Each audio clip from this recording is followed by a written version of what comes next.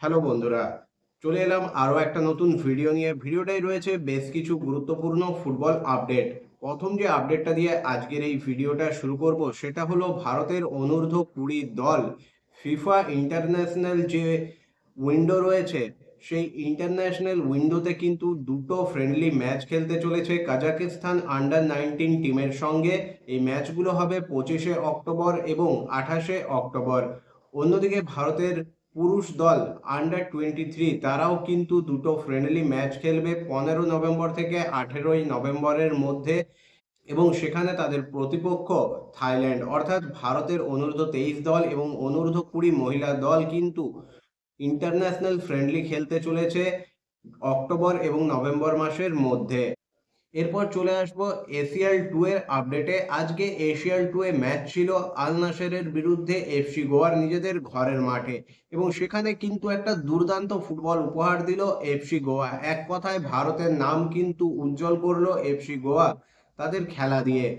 আল Naser FC গোয়ার তুলনায় ধারে ভারে শক্তিতে সমস্ত দিক থেকে যোজন দূর এগিয়ে, যেখানে পুরো আইএসএল এ 13টা টিমের মার্কেট ভ্যালু 400 কোটি টাকার মধ্যে, সেখানে আল নাসেরের একক মার্কেট ভ্যালু প্রায় 1200 কোটি টাকা।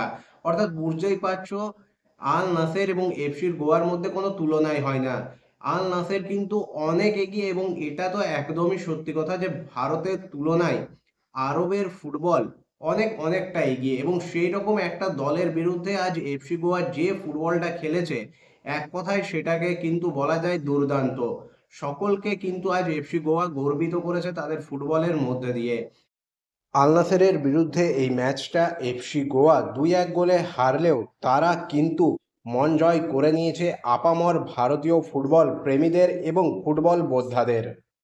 প্রথমার্ধেই কিন্তু 3টে গোল হয়, দুটো গোল করে এগিয়ে গিয়েছিল আল নাসের। তবে 41 মিনিটের মাথায় কিন্তু সমতায় ফিরে আসে এফসি গোয়া ব্রাইসন ফার্নান্ডেজের গোলে। তিনি কিন্তু প্রথম ভারতীয় খেলোয়াড় যিনি কিন্তু এশিয়াল 2 এর মতো স্টেজে গোল করলেন, এবং তার গোলে কিন্তু এফসি গোয়া ম্যাচটায় ভালোভাবে ফিরে আসে। এবং দ্বিতীয়ার্ধে আর কোনো গোল হয়নি। এফসি গোয়া কিন্তু দ্বিতীয়ার্ধেও দুর্দান্ত লড়াই করেছে তাদের থেকে অনেকটা এগিয়ে থাকা আল নাসেরের বিরুদ্ধে, এবং খেলার একেবারে শেষ মুহূর্তে কিন্তু একটা রেড কার্ড পায় এফসি গোয়া। ডেভিড টিমোর লাল কার্ড দেখে বেরিয়ে যান, যদিও এটা কিন্তু লাল কার্ড ছিল কি ছিল না সেটা নিয়ে বিতর্ক কিন্তু রয়েছে। তবে এফসি গোয়া পুরো ম্যাচ জুড়ে কিন্তু তাদের থেকে অনেকটা এগিয়ে থাকা আল নাসেরের বিরুদ্ধে যে ফুটবলটা খেলেছে, সেটা সত্যিই আমরা ভারতীয় ফুটবল ফ্যান হিসেবে গর্বিত হতেই পারি। এফসি গোয়া কিন্তু ভারতকে রিপ্রেজেন্ট করছে, এবং সেক্ষেত্রে তারা কিন্তু একটা শক্তিশালী দলের বিরুদ্ধেও একেবারেও দেখে মনে হয়নি যে গুটিয়ে আছে বা কোথাও এফসি গোয়া মাঠে নামার আগে পিছিয়ে পড়েছে। সত্যি এই দুর্দান্ত ফুটবল আমরা দেখলাম আজকে, এবং এফসি গোয়ার এই ফুটবল কিন্তু ভারতীয় ফুটবলকে যে উজ্জীবিত করবে সে বিষয়ে কোনো সন্দেহ নেই। এরপর চলে আসবো পরবর্তী আপডেটে। পরবর্তী আপডেটটা হলো আজকে কিন্তু মোহনবাগান সুপার জায়ান্ট তাদের সুপার কাপের জন্য যে স্কোয়াড, সেই স্কোয়াডের কিন্তু ঘোষণা করে দিয়েছে। 25 তারিখে মোহনবাগান সুপার জায়ান্ট কিন্তু সুপার কাপে নিজেদের অভিযান শুরু করতে চলেছে। এরপর চলে আসবো আজকের ভিডিওর একেবারে শেষ টপিকে। টপিকটা মোহামেডান স্পোর্টিং ক্লাবকে নিয়ে।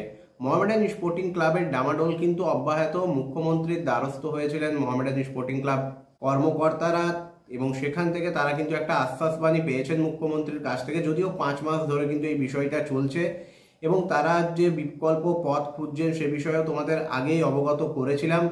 মোহামেডান স্পোর্টিং ক্লাব সমর্থকেরা কিন্তু এবার ধৈর্য হারাচ্ছেন ক্লাব কর্মকর্তাদের ওপর থেকে।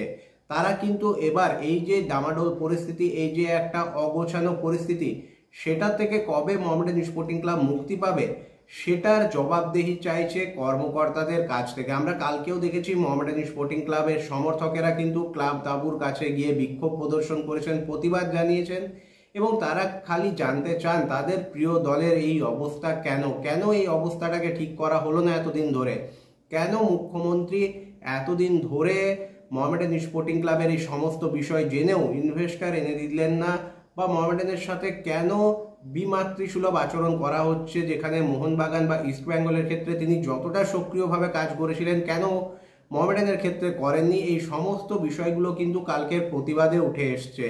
আমরা দেখেছি একদল মোহামেডান স্পোর্টিং ক্লাব সমর্থক কিন্তু বিজেপির কাছেও গেছেন, এবং এমনকি আইএসএফ এর যিনি একমাত্র বিধায়ক আমাদের পশ্চিমবঙ্গ থেকে, সেই নওশাদ সিদ্দিকীর সঙ্গেও কিন্তু আমরা দেখেছি মোহামেডানের কিছু সমর্থককে দেখা করতে, এবং তিনিও জানিয়েছেন যে যেন তেন প্রকারে মোহামেডানের এই অচলাবস্থা কাটা উচিত, সবাইকে মিলে সেটা করতে হবে। বিভিন্ন রাজনৈতিক ব্যাপার কিন্তু এবার মোহামেডান স্পোর্টিংকে কেন্দ্র করে শুরু হচ্ছে, সেখানে বিভিন্ন রাজনৈতিক দল কিন্তু ইনভলভ হচ্ছে। যাই হোক, একটাই দাবি সকলের, যে মোহামেডান স্পোর্টিং ক্লাব যে ঐতিহ্য নিয়ে এতদিন ধরে চলে এসছে, সেই ঐতিহ্যের মাঝে যেন কালি না ছেটে মোহামেডান স্পোর্টিং ক্লাব কলকাতার আরও যে দুই প্রধান রয়েছে, সেই দুই প্রধানের মতোই যেন জায়গা পায় এবং নিজেদের যে লেগাসি, যে ঐতিহ্য, তাকে বহন করে নিয়ে যেতে পারে।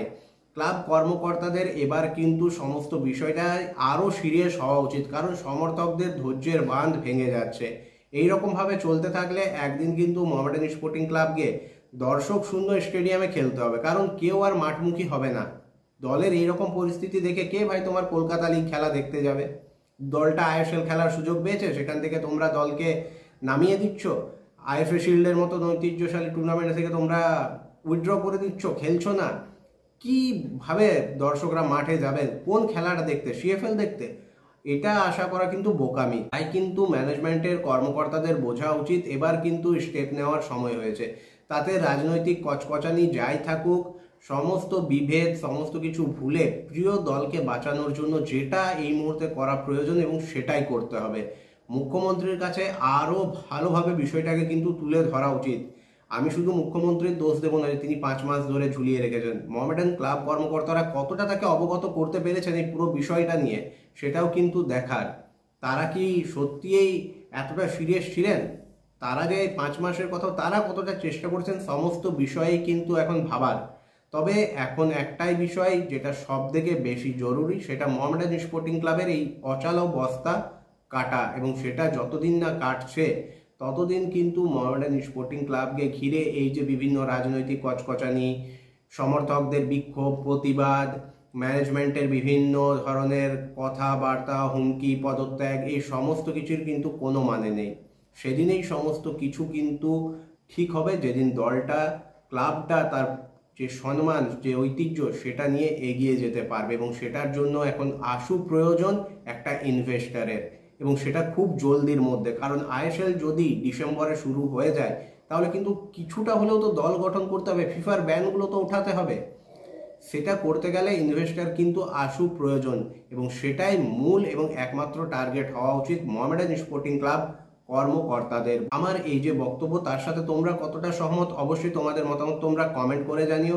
আশা করি ভিডিওটাই তোমাদের সামনে বিষয়টা তুলে ধরতে পেরেছি। ভিডিওটা ভালো লাগলে অবশ্যই লাইক, কমেন্ট এবং শেয়ার করে দিও। চ্যানেলটাকে সাবস্ক্রাইব করে নিয়ে নোটিফিকেশন বেল অন করে নিও এইরকমই আপডেটেড ভিডিও সবার আগে পাওয়ার জন্য। দেখা হবে পরের ভিডিওতে।